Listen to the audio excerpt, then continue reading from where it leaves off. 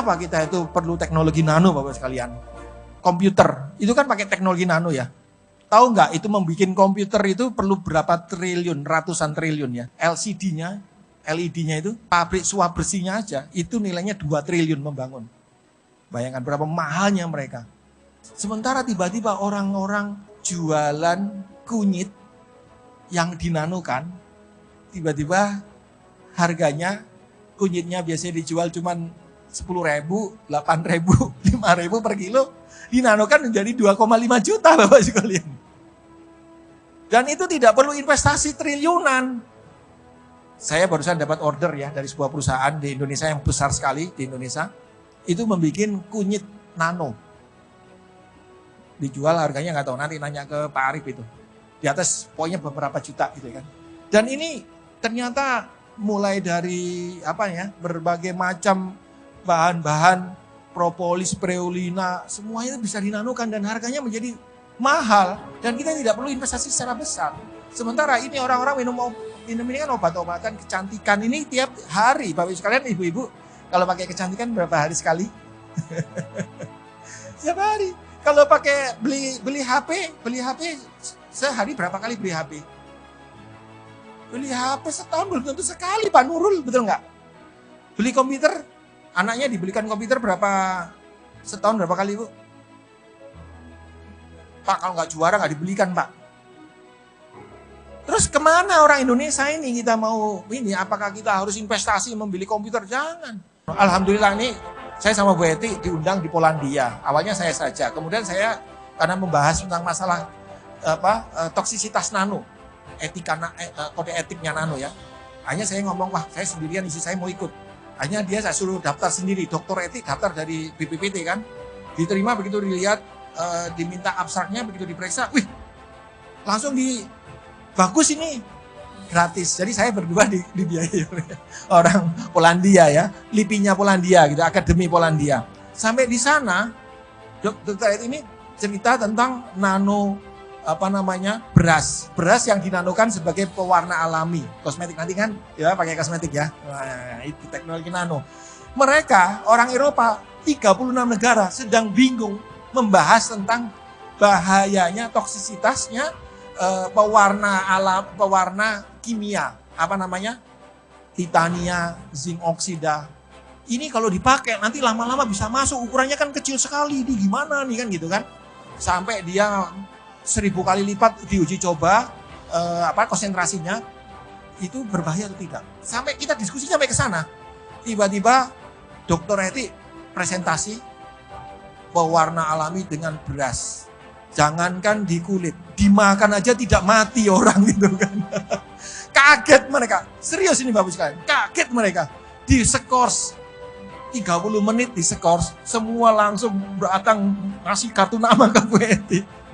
Sampai malam-malam saya diundang makan kan sama kepala istilahnya kepala akademi sainsnya mereka. Saya kok berdua ini nempel. Loh, kamu suami istri ya? Iya Pak. Yang pintar kayaknya yang ini ya. Saya kalah pintar sama istri saya. Ya ini terus terang, mereka takjub terhadap teknologi yang dikembangkan orang Indonesia. Kok bisa-bisanya dia mengembangkan, subhanallah ya, kok bisa-bisanya dia ngembangin teknologi herbal yang tidak berbahaya. Jangankan ditempelin di kulit Bapak Ibu sekalian, dimakan itu loh nggak mati, dimakan itu loh nggak mati, betul nggak? Nah mereka itu lagi bingung dengan teknologi toksisitas dari kimia. Rambut ini ukurannya 50 mikron Bapak sekalian. Satu rambut 50 mikron. Kalau saya jadikan 50 nano, dibagi menjadi berapa? 1 miliar partikel. Jadi satu rambut ini, kalau saya jadikan nano, menjadi 1 miliar partikel. Banyak banget, betul nggak? Udah mendekati ion, molekul, ion, tahu ya? Sehingga ketika dimakan, langsung masuk ke dalam usus halus. Cuman masuk lambung itu sebentar doang, langsung ke usus halus. Usus halus diserap, langsung masuk peredaran darah, langsung bereaksi. Jadi produk-produk nano. Kenapa orang yang sudah sepuh makan tulang ikan, tulang kan banyak kalsiumnya, betul nggak? Kok masih kena osteoporosis? Lah iyalah, orang yang dimakan ukurannya segede gaban, ya kan? Dimakan, kan masih terus dimakan. Kalaupun seukurannya rambut ini yang 5 mikron, biasanya kan lebih besar daripada rambut kan? Di lambung itu 3 jam.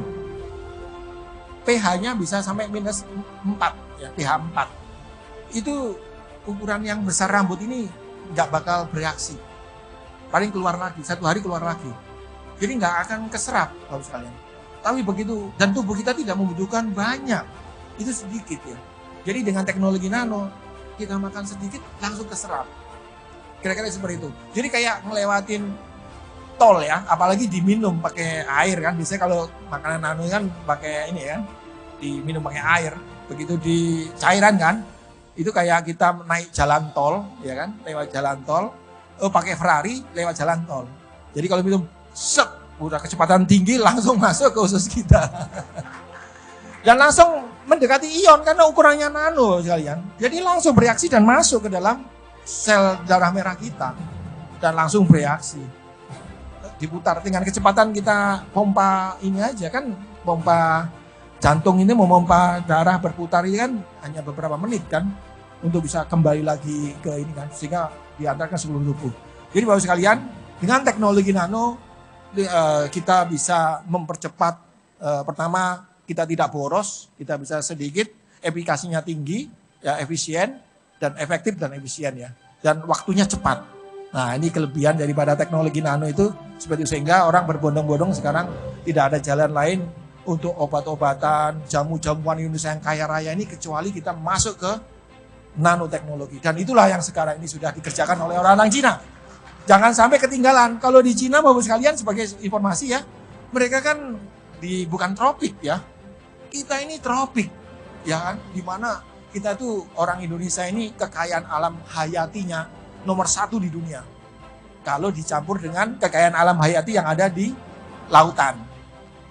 Memang si Amazon ya, yang sana berhasil dia untuk yang darat saja dia menang, kita nomor 2. Tapi kalau dicampur dengan kekayaan alam dalam air laut kita juga ya, di dalam tumbuh-tumbuhan ganggang macam-macam itu, maka Indonesia ini flora faunanya akan nomor 1 di dunia. Dan ini potensi raw material peluang besar untuk dinanokan dan akan memimpin dunia kita perekonomiannya ketika semua potensi ini kita nanokan.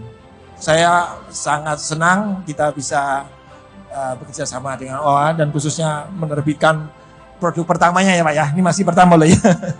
Be Life ya, propolis, dan ke depan semoga produk-produk yang memang berbasis potensi kekayaan alam kita tentunya ya, yang memang pastinya cocok. Allah kan